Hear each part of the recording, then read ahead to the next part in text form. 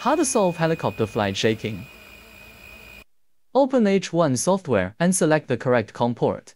If non-COM1 ports are not recognized, install drivers first.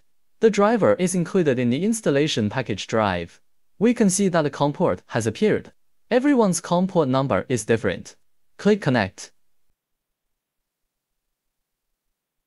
After the connection is successful, we will first try the first set of parameters.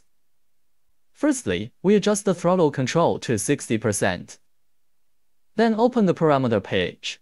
Adjust the swap gain to around 30%. Adjust the self-stabilization to around 50%. Problem solving. If it cannot be solved, you can try the ladder to solutions.